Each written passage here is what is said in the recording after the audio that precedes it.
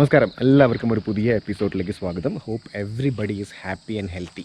വയനാട് ജില്ലയിലെ കാടിൻ്റെ നടുവിലുള്ള സ്റ്റെർലിങ്ങിൻ്റെ ഒരു പ്രോപ്പർട്ടിയിലാണ് ഞാനിപ്പോൾ ഉള്ളത്. ഈ പ്രോപ്പർട്ടീൻ്റെ മുമ്പ് തന്നെ കാടാണ്. ഇലക്ട്രിക് ഫെൻസൊക്കെ വെച്ചിട്ടുണ്ട്, നിങ്ങൾക്ക് കാണാൻ പറ്റും. അവിടെ ഒരു ട്രെഞ്ചും ഉണ്ട്, കാരണം ആനകൾ ക്രോസ് ചെയ്തിരിക്കാൻ വേണ്ടിയിട്ടാണ്. ഈ റിസോർട്ട് എന്ന് പറയുന്നത് നിയർലി 30-40 ഏക്കർ, എക്സാക്ട്ലി എനിക്ക് അറിയണം, 30-40 ഏക്കറിലുള്ള ഒരു അടിപൊളി റിസോർട്ടാണ്. നല്ല തണുപ്പുണ്ട് ഇവിടെ ഈ സമയത്ത്. എന്തായാലും നമുക്ക് ഉള്ളിൽ പോയി നോക്കാം. ഈ ഒരു എപ്പിസോഡിൽ സ്റ്റെർലിംഗ് റിസോർട്ടിൽ ഉള്ള റിവ്യൂ ആണ്, ഇവിടുത്തെ ഫെസിലിറ്റീസും ഇവിടുത്തെ കാഴ്ചകളുമാണ് ഞാൻ നിങ്ങൾക്ക് കാണിച്ചു തരാൻ വേണ്ടി പോരുന്നത്. So come.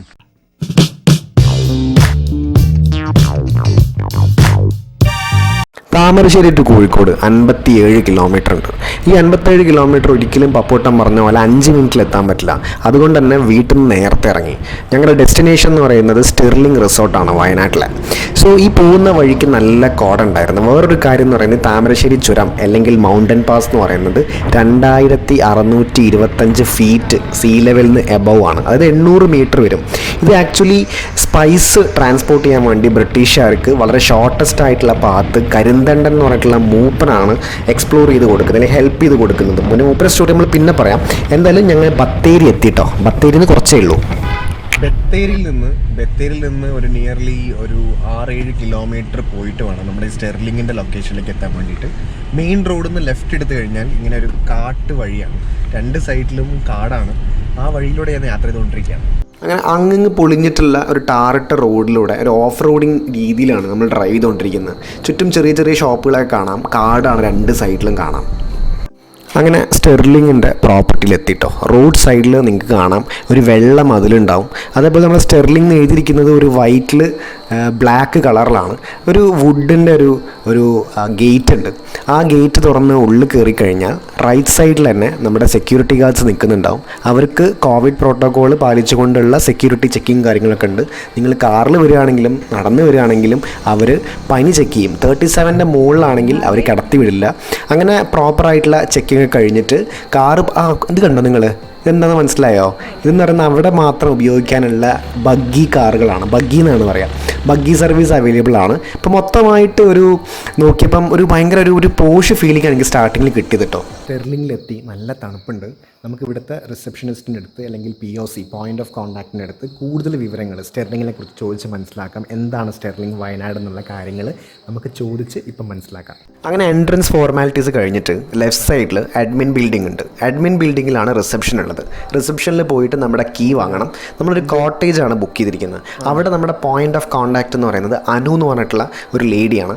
സോ ആ ലേഡി നമുക്ക് കൂടുതൽ എക്സ്പ്ലെയിൻ ചെയ്തിരുന്നാണ് പറഞ്ഞിരിക്കുന്നത്. എന്തായാലും അവിടെ നല്ലൊരു ആംബിയൻസ് ആണ്. വേസ്റ്റ് ഒന്നും പുറത്ത് കാണുന്നില്ല. അവർ നന്നായിട്ട് നമ്മുടെ ബാഗുകൾ മൊത്തമായിട്ട് അവർ എന്താ പറയുക സാനിറ്റൈസ് ചെയ്തു. അതൊക്കെ നല്ല ഒരു കാര്യമായിട്ട് എനിക്ക് തോന്നിയിട്ടോ. മൊത്തമായിട്ട് ഒരു 5 സ്റ്റാർ ഹോട്ടലിൽ കയറിയിട്ടുള്ള ഒരു ഫീലിംഗ് ആണ് എനിക്ക് ഫസ്റ്റ് ഇംപ്രഷൻ എന്ന് പറയുന്നത്. Welcome to Sterling Holidays Wayanad.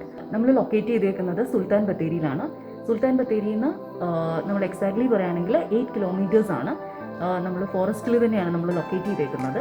Just opposite to the resort നമുക്ക് മുത്തങ്ങ വൈൽഡ് ലൈഫ് സാങ്ച്വറിയാണ് ലൊക്കേറ്റ് ചെയ്തേക്കുന്നത്.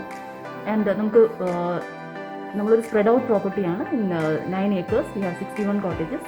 നമ്മൾ ഓപ്പൺ ചെയ്തിട്ട് this is the 3rd year. 3 വർഷമായിട്ട് നമ്മൾ ഓപ്പൺ ആണ്. ഒക്ടോബറിലാണ് നമ്മൾ ഓപ്പൺ ചെയ്തിരുന്നത്. ഹോളിഡേ ഡിഫറെൻ്റ്ലി എന്നാണ് നമ്മൾ പറയുന്നത്. സോ ഗസ്റ്റിന് ഒരു ഡിഫറെൻറ്റ് എക്സ്പീരിയൻസസ് ആണ് നമ്മൾ കൊടുക്കുന്നത്. നമുക്ക് ഹോളിഡേ ആക്ടിവിറ്റി ഉണ്ട്. ഇപ്പോൾ ഈ പാൻഡമിക് കാരണം ക്ലോസ് ഡൗൺ ആണ്. സോ നമ്മുടെ കിഡ്സിനാണെങ്കിലും നമ്മുടെ ഫാമിലീസിനെ ആണെങ്കിലും ഒക്കെ എൻ്റർടൈൻ ചെയ്യുന്ന ഏറ്റവും കൂടുതൽ നമ്മുടെ ആക്ടിവിറ്റി സെൻറ്ററിലാണ്. ദെൻ നമുക്ക് സിപ്പ് ലൈൻ ഉണ്ട് നമ്മുടെ പ്രോപ്പർട്ടിയിൽ തന്നെ. നമുക്ക് 3 കാറ്റഗറിയാണുള്ളത്. ബേസിക് കാറ്റഗറി എന്ന് പറയുന്നത് നമ്മുടെ ക്ലാസിക് റൂം. അതിന് നെക്സ്റ്റ് ലെവൽ എന്ന് പറയുന്നത് വി ഹാവ് പ്രീമിയർ റൂം. പിന്നെ നമുക്ക് പ്രിവിലേജ് സ്വീറ്റ് ഉണ്ട്. ഇതാണ് നമ്മുടെ 3 കാറ്റഗറീസ് ഉള്ള റൂംസ്. 3 കാറ്റഗറി റൂംസിൽ നമുക്കിത് ബേസിക് കാറ്റഗറി എന്ന് പറയുന്നത് നമ്മുടെ നോർമൽ റൂംസ് ആണ്. നോർമൽ ഹോട്ടൽ യൂണിറ്റ്സ് അല്ലെ. ക്ലാസിക് റൂം എന്ന് പറയുന്നത് ഹോട്ടൽ യൂണിറ്റ്സ് ആണ്. അതിൽ 2 പേർക്ക് അക്കോമഡേറ്റ് ചെയ്യാം. Less A kid can be accommodated. രണ്ടാമത്തെ കാറ്റഗറി പ്രീമിയർ റൂമാണ്. പ്രീമിയർ റൂം എന്ന് പറയുന്നത് ക്ലാസിക് റൂമിനെക്കാട്ടും കുറച്ചും കൂടെ സ്പേഷ്യസ് ആയിട്ടുള്ളതാണ്. 3 പേർക്ക് അക്കോമഡേറ്റ് ചെയ്യാം. ആൻഡ് അതിന് ബാൽക്കണി ഉണ്ട്. അത് ഫേസ് ചെയ്യുന്നത് നമ്മുടെ ഒരു നാച്ചുറൽ പോണ്ട് ഉണ്ട്. നാച്ചുറൽ പോണ്ടിനെ ഫേസ് ചെയ്താണ് ഉള്ളത്. അടുത്ത കാറ്റഗറി എന്ന് പറയുന്നത് പ്രിവിലേജ് സ്വീറ്റ്. അതിന് ബെഡ്റൂമും ലിവിംഗ് റൂമും ഉണ്ട്.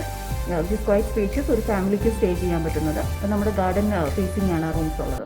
സോ അനു പറഞ്ഞ കാര്യങ്ങളൊക്കെ കേട്ടല്ലോ അല്ലേ.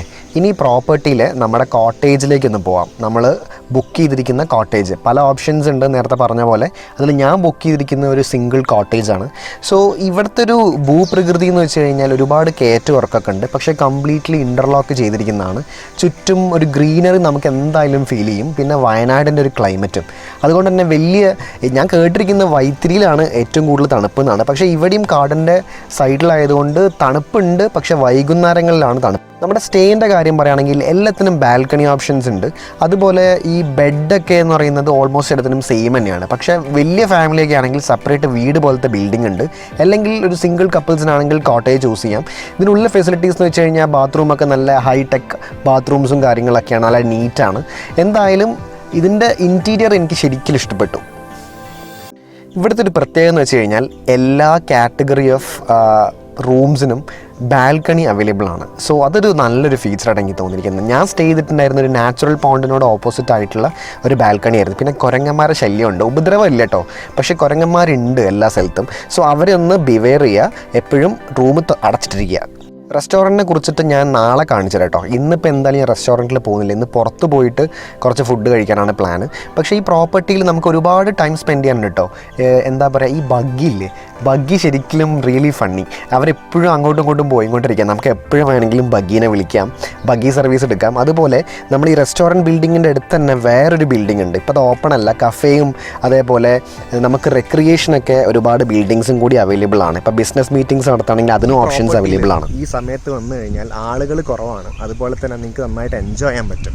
അങ്ങനത്തെ ഒരു അറ്റ്മോസ്ഫിയറാണ് ഇവിടെ ഉള്ളത്. ഇപ്പോൾ ഫാമിലി ആയിട്ടൊക്കെ വരികയാണെങ്കിൽ ഞാൻ ശ്രദ്ധിച്ചിട്ടുള്ളൊരു കാര്യം, you can really spend some time. കാരണം അത്രയും വിസ്തൃതിയിലാണല്ലോ ഈ പ്രോപ്പർട്ടി ഉള്ളത്. അപ്പോൾ നിങ്ങൾക്ക് ഒരു വലിയ ഫാമിലിയൊക്കെ ആണെങ്കിൽ ശരിക്കും അടിച്ചു പൊളിക്കട്ടോ. പിന്നെ ഇതിൻ്റെ മെമ്പർഷിപ്പിനെ കുറിച്ചിട്ട് കൂടി ഉണ്ട്. നമ്മുടെ ക്ലബ് മഹേന്ദ്ര പോലത്തെ ഒരു ഗ്രൂപ്പാണ് സ്റ്റെർലിംഗ് എന്ന് പറയുന്നത്, ഒരു ചെറിയ സംഭവമല്ല.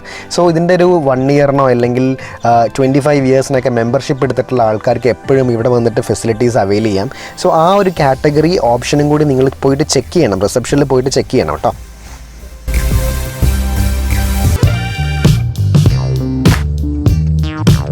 സ്റ്റെർലിങ്ങിൻ്റെ ഒരു ബാക്ക് യാർഡിൽ തോടൊക്കെ വെച്ചിട്ട് ഒരു ചെറിയൊരു കുടിലുണ്ട്, ഒരു ഓർഗാനിക് ഗാർഡൻ ഉണ്ട്. നല്ല രസമാണ് കാണാൻ. രാവിലെ വന്നു കഴിഞ്ഞാൽ നിങ്ങളുടെ സ്റ്റേ ചെയ്യുകയാണെങ്കിൽ രാവിലെ ഒന്ന് നടക്കണം കേട്ടോ. നടന്നു കഴിഞ്ഞാൽ ഇങ്ങനത്തെ ഒരുപാട് സ്പോട്ടുകളുണ്ട്, അധികാരം ശ്രദ്ധിക്കാത്ത കാര്യങ്ങൾ. അതായത് ഇപ്പം തോടൊക്കെ വെച്ചിട്ട് അതേപോലെ കുറേ ചെറിയ ചെറിയ പ്ലാന്റ് ചെയ്തിട്ടുണ്ട്. നല്ല രസമുണ്ട് കാണാൻ. ഇവർ തുടങ്ങിയിട്ട് ആകെ 3 വർഷമായിട്ടുള്ളൂ.